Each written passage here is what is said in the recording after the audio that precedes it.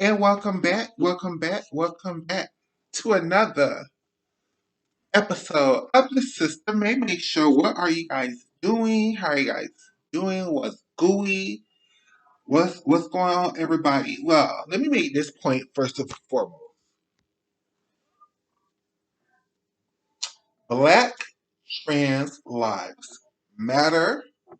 Black trans lives matter. I'm not going to stand up because I don't have anything pants on, but black trans lives matter. If you would like a t-shirt, go check out my sister Niambi Prodigy or Niambi E. Stanley's page to purchase your shirt. Um, I have several conversations I wanted to get through for this chat, so forgive me if I'm kind of rambling, but we're gonna get through it. The first one I want to talk about is I know in the first show we spoke on Laverne Cox and her situation. Well, I have another question, and this is gonna be a quick question, then we can move on.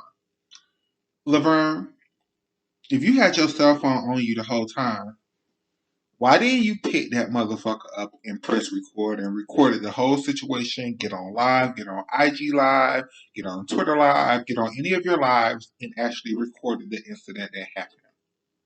So we all can see you and your friend being attacked and we could be there to support you to get justice for this attack. That's my question to Sister Laverne.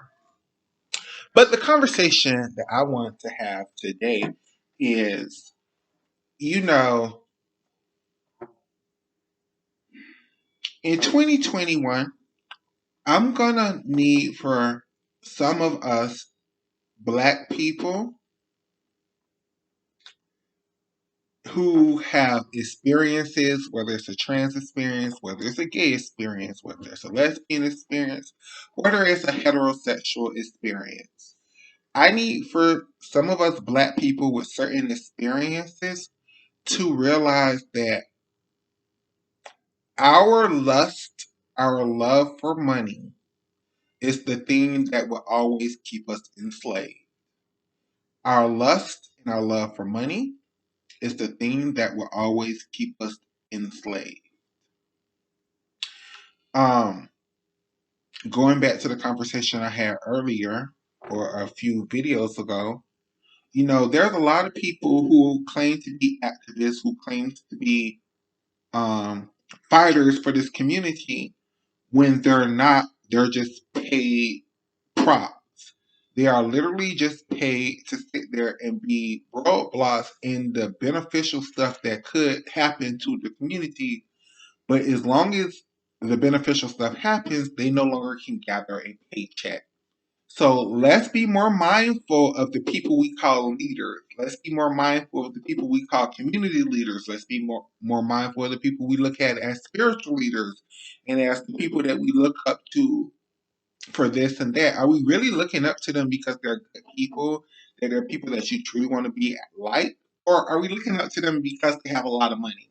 And because they have a lot of money, we must then say, well, they have a lot of money, so God must have blessed them, so they must be doing something right, so that's the path I need to follow. Remember, ladies and gentlemen of the congregation, my sisters and my brother, money is the thing that kept us enslaved for 100 years. Money is the thing that keeping us, enslaved to this day and time. All of the black people that we look up to as political leaders that we follow, that we listen to for advice, why? Why do we listen to them? Is it because they have a lot of money? Or is it because they actually are saying something beneficial for our community? Because I promise you, the latter is more than likely true. And that even goes for trans people. I'm sick of trans people who have a lot of money, who have a lot of notoriety, who has a lot of fame, doing and saying some very problematic ass stuff. And we as the community excuse or bypass it because they are trans. And it's just no longer tolerable and it's no longer fair. Um, Part two, going on to this conversation. There is no such thing as a non binary trans person. Y'all hear me? No such thing. It does not exist. You're either a binary trans person or you're gay. But there's no in between. Like, there's no such thing as a non-binary trans person.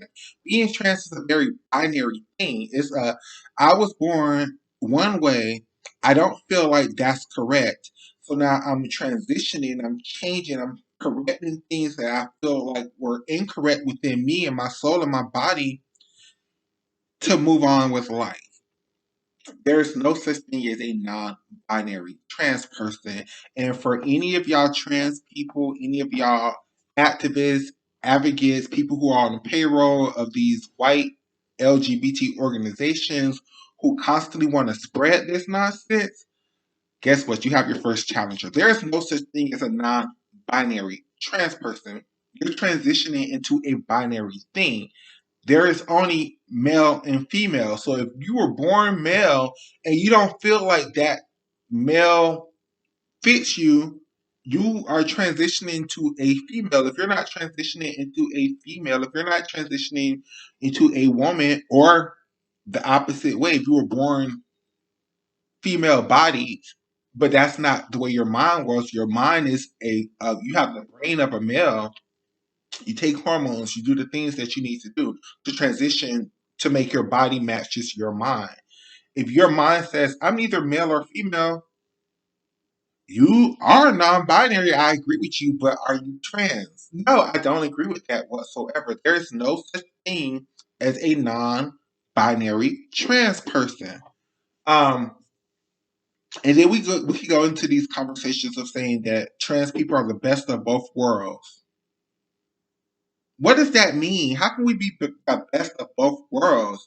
If your mind is of a female, you are a female. There is no best of both worlds. You may have the physical complement, but you're dealing with a woman. You're dealing with another woman. You're not dealing with a man and a woman. You're dealing with a woman. And I think that's why a lot of trans attracted people get into our communities and are so confused, because they think that we are going to be this male female hybrid, and that's not the case.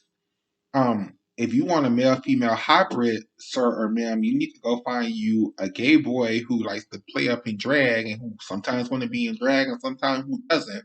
That's the best of both worlds, in my opinion.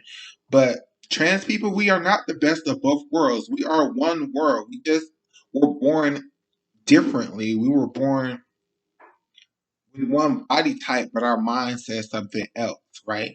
Even if you meet a trans woman who is more dominant, more submissive in the bedroom, or who is equally both, that's still not being the best of both worlds. Even if you're letting a girl top you, for lack of a better term, you're still being topped by a girl. You're not being topped by a man. So this best of both worlds bull crap needs to stop. This non-binary trans movement needs to stop. It's not a thing.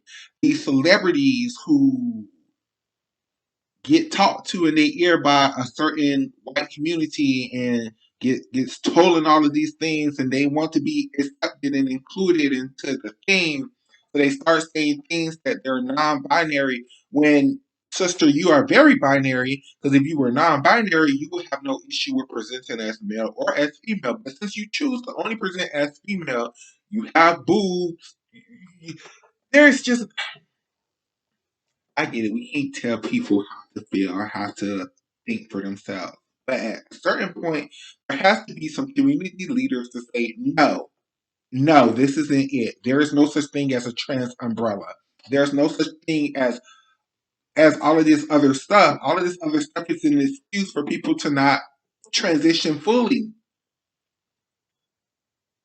And when I say transition fully, I don't mean actually having an SRS. I don't mean having any kind of surgeries. I don't even mean being on hormones. I mean, there's a certain energy level. Trans is an verb. It's not a noun.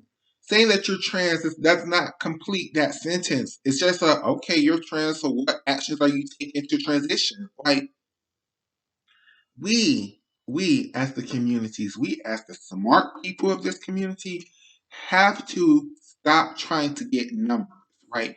I think for a lot of these activists and a lot of these advocates, they're trying to get numbers. So trying to say, okay, you're trans, so we have another number.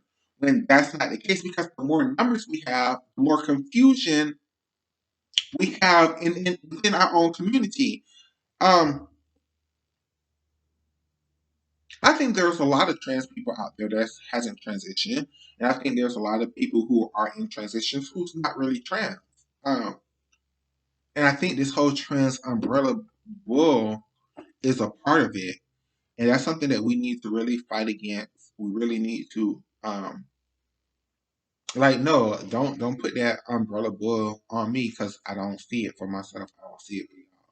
Either you're a trans woman or a trans man or you're not. There's no in between. There's no I'm transitioning to be both, or I'm transitioning to be neither. Like, that's not a transition. You can just choose to not identify as neither. But trust me, a real trans person, there's no choice in the matter. It's either it's a life or death situation, right? And I just don't feel like a lot of these people who are involved in the movement truly understands the life or death nature of a transition, right? It's not just something that I'm doing. It's just not something I'm doing to get dick. It's not just something I'm doing just to be called pretty. It's who I am. It's how I breathe. It's like air. It's like breath. And if that's not you, I'm not saying there's nothing wrong with you. I'm just saying that's not a transition.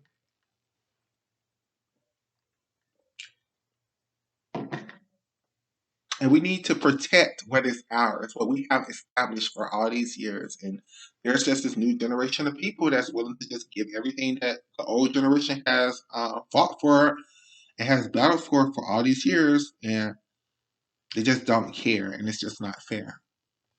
So those are my thoughts on today's episode of the Sister Mimi Show. I'll see you guys in the next video. Bye bye.